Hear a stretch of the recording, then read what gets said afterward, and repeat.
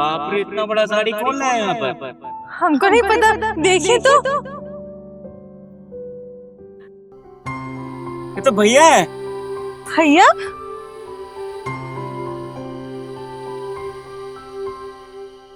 प्रणाम। अरे अरे ठीक है ठीक है। प्रणाम भैया। अब बात है भैया, गाड़ी तो बहुत महंगा लग रहा है, इतना बड़ा गाड़ी आपका है? ऑब्वियसली, जब मेरी औकात है ये गाड़ी खरीदने की तभी तो लिया ना, और मेरी ही होगी। तुम्हें लगता है गांव में किसी की होगी ये गाड़ी? नहीं, पहली बार आया ना इतना बड़ा और महंगा गाड़ी, अच्छा लग रहा है। अरे अरे छुओ मत उसको, गंदी हो जाएगी। वैसे भी तुम्हारे एरिया में इसके टायर तो गंदे हो ही चुके हैं। अब मैं नहीं चाहता कि तुम अपने हाथों से इसकी बॉडी को भी गंदी कर दो। आज ही धुलवाई थी ना इसलिए। वैसे दूर से देख सकते हो। अब भैया आप पानी पीजिए ना, थक गए होंगे। छी, मैं ये पानी पीऊंगा? आरओ का फिल्टर्ड पानी पीता हूँ। खैर तुम्हें इसके बारे में पता नहीं होगा। नहीं पता है भैया, वो मशीन से निकलता है ना पानी, ये जिस घर में जाती है ना काम करने, वहाँ पर देखे हैं हम, है ना? जी, बहुत बड़ी मशीन होती है। अच्छा कोई बात नहीं, हम बाहर से लेकर आते हैं कुछ ठंडा पानी, कुछ घर में है खाने के लिए। हाँ, वो रोटी है रात की। कुछ नहीं, मैं यहाँ पर तुम दोनों से मिलने के लिए नहीं आया हूँ, एक काम के सिलसिले में आया हूँ।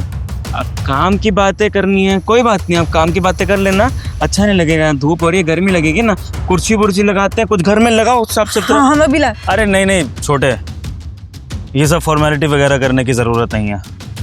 वैसे भी मैं तुम लोगों से मिलने के लिए नहीं आया हूँ, तुम लोगों को एक बात इन्फॉर्म करने के लिए आया हूँ कि अब मुझे मेरी ज़मीन का बंटवारा चाहिए।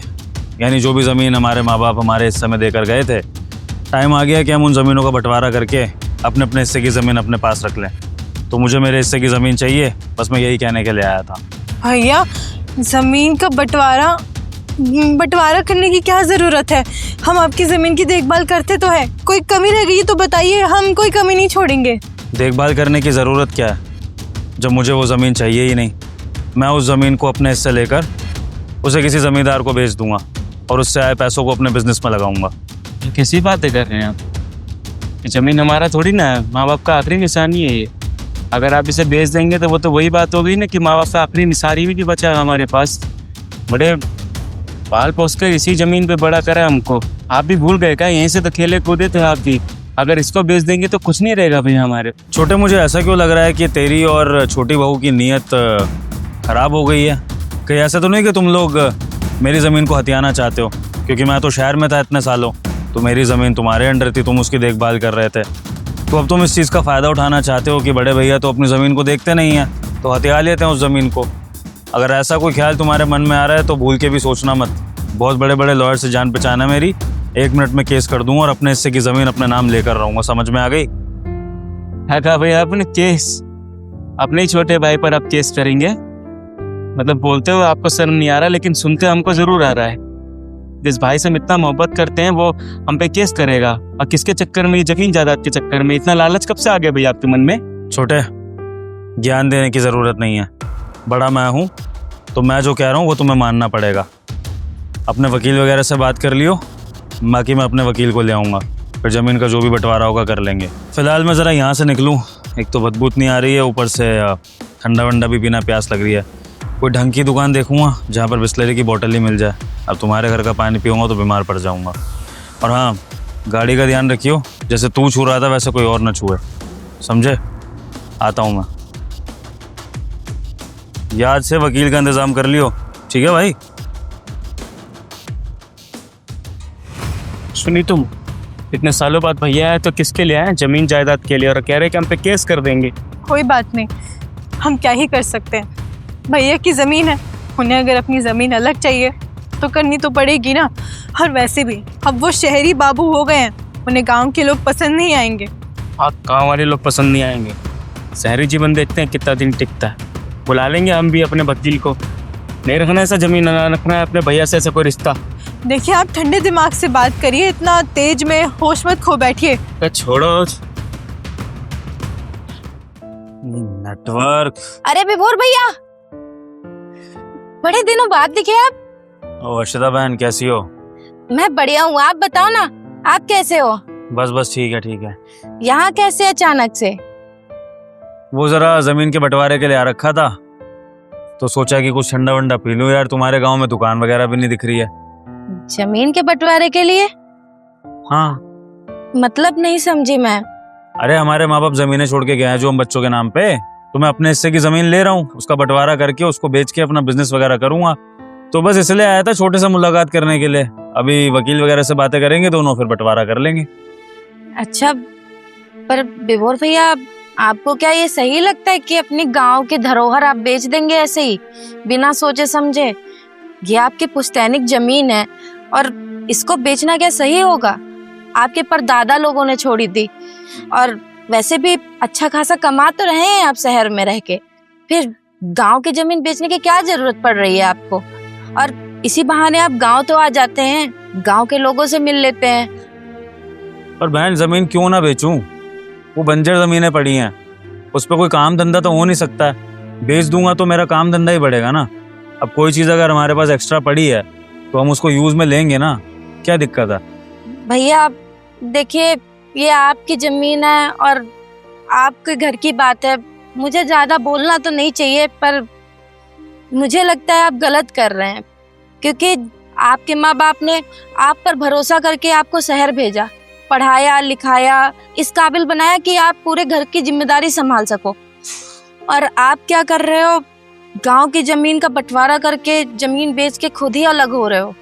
आपने एक बार भी ये नहीं सोचा कि आपके छोटे भाइयों का क्या होगा?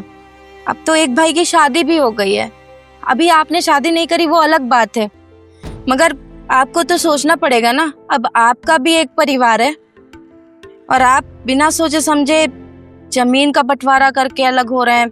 ये बात कुछ हजम नहीं है भैया। एक बार आप खुद सोचो ना, आपके माँ बाप ने आपको ही क्यों पढ़ाया? आखिर चाहते तो आपसे छोटे वाले भैया को भी पढ़ा सकते थे, पर उन्होंने सोचा कि हमारे ना रहने के बाद में आप जिम्मेदारी लेंगे और आप बड़े होके ऐसा करेंगे तो फिर छोटे कहाँ जाएंगे? एक बार सोचना जरूर। चलिए, आपके घर की बात है, आप ज्यादा बेहतर समझ सकते हैं, मेरा बोलने का हक नहीं है। फिर मिलते हैं, नमस्ते।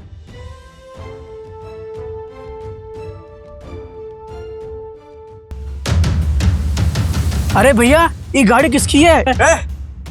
तू मत इसको, मेला हो जाएगा। बड़ी गाड़ी है, महंगी गाड़ी है, हट यहाँ से। कहो भाभी, भैया इतना गुस्सा काहे हो रहे हैं? अरे वो शहर से बड़े भैया आए हैं, उन्हीं की गाड़ी है ये, उन्होंने छूने के लिए सख्त मना किया है। अरे भाभी, ये तो बढ़िया है ना, हमारे भैया आए शहर से और हमारे भैया गाड़ी मतलब हमारी गाड़ी। छोटे तो क्या बोल रहा है? भैया को पसंद नहीं है कि गांव के लोग उनकी गाड़ी को छुए। वो शहरी हो गए हैं, शहर की हवा लग गई है उन्हें। सुनो, पहले से ये गाड़ी से दूर रहे। गाड़ी में कुछ भी आ जाएगा ना खर्चा, हम लोग को औकात नहीं है इसको सही करवाने का। और दूसरा बात बता दे हमको, अगर तुम्हारे दिल में कुछ आ रहा है कि यहाँ पर तुम्हें अपना हिस्सा नहीं रखना, हमसे अलग होना है या फिर अलग परिवार बनाना है, कर दो। आज ही सबको हिस्सा किताब कर देते हैं, हम अलग कर देते खुद को खुद से। अरे अभी क्या कह रहे हैं? कम से कम छोटे के सामने तो ये सब मत करिए बात, हम आपस में बात कर लेंगे। वो क्या सीखेगा? तो क्या सिखाए फिर? बड़े भैया का बात सुने ना तुम। हम भी नहीं चाहते कि आने वाले टाइम में हमारा छोटा भैया हमारे सामने जवान लड़ाए, नहीं चाहते कुछ भी अब। अरे भैया, आप पगला गए होगा, आपका दिमाग तो खराब नहीं हो गया है? आपको लगता है कि हम आपको छोड़ेंगे? हम आपको और भाभी को कभी नहीं छोड़ेंगे, हम आपके साथ रहेंगे और हमें कोई जायदाद में हिस्सा नहीं चाहिए। और रही बात बड़े भैया की, उनको आने दीजिए, उनको हम देखते हैं। अरे तुम दोनों पगला गए हो क्या? बड़े भैया से जबान लड़ाओगे? वो इस घर में सबसे बड़े हैं, हमको उनकी इज्जत करनी है, हम कुछ भी नहीं बोलेंगे उन्हें। आपस की बात है, आपस में शांति से बात करेंगे, गुस्सा मत करिए आप दोनों। अरे छोड़ो, उनको जब हिस्सा करना है तो करेंगे ना, हम थोड़ी ना तमाशा देखने के लिए बैठे हैं। सुनिए, आप लोगों से कुछ बात करना चाहता हूँ। हाँ भैया, जानते हैं हम आपको क्या बात करनी है। यही ना कि जमीन का हिस्सा कब होगा, आपका प्रॉपर्टी आपके हिस्से में कब आएगा। अपने वकील से हम बात कर लेंगे, और भी कुछ बचा है तो हमको बता दीजिए, वो भी दे देंगे। और तुझको कहीं जाना है भैया के साथ तो चला जा छोड़ के। नहीं नहीं भैया, हमें कहीं नहीं जाना, हम आपके साथ रहेंगे और भाभी के साथ रहेंगे, हमें नहीं जाना भैया के साथ कहीं भी। आप लोगों का गुस्सा होना जायज़ है। अगर घर के बड़े अपनी मर्यादा भूल जाए और छोटों को और छोटा दिखाने लगे, उनको छोटा महसूस कराने लगे, तो जाहिर सी बात है कि गुस्सा आएगा ऐसे बड़ों पे। पर छोटे, मैं ये कहने आया था कि अब वकील करने की कोई ज़रूरत नहीं है। मुझे अपनी ज़मीन का बंटवारा नहीं चाहिए। मैं आप लोगों के साथ मिलजुल के एक परिवार की तरह रहना चाहता हूँ।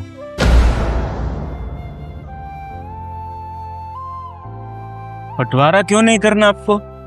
अभी थोड़ी देर पहले आए थे तो बोल रहे थे कि आपको बंटवारा करना है, अभी क्या हुआ ऐसा? क्योंकि छोटे मुझे एहसास हुआ कि बंटवारा करके मुझे पैसा तो मिल जाएगा, लेकिन मैं अपने परिवार को हमेशा हमेशा के लिए खो दूंगा।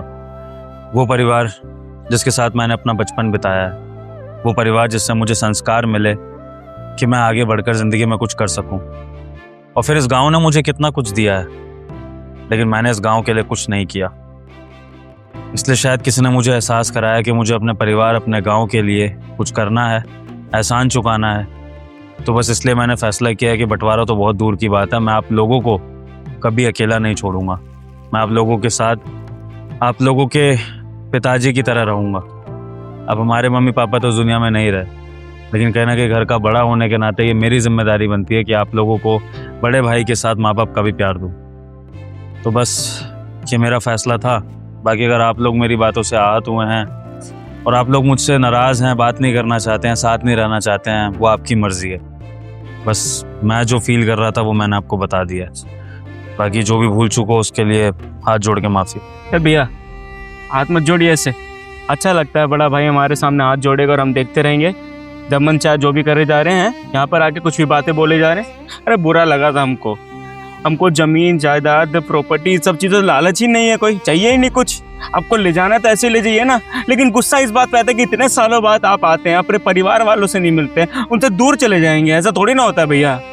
बिल्कुल, अब साथ में ही रहूँगा, इस गांव में ही रहूँगा। मेरा जो भी काम धंधा होगा उसको मैं यहीं सेटअप कर लूँगा, लेकिन अब पैसे के चक्कर में अपने परिवार को नहीं छोड़ूंगा, क्योंकि मैं समझ गया हूँ कि पैसे से ज़्यादा परिवार ज़रूरी है। ठीक है भैया, लेकिन भैया हम ये आपकी गाड़ी में बैठ सकते हैं? आपकी? ये गाड़ी हम सबकी है। आओ तुम लोगों को घुमाता हूँ। जी भैया, आइए भैया बैठते हैं। चलिए भाभी।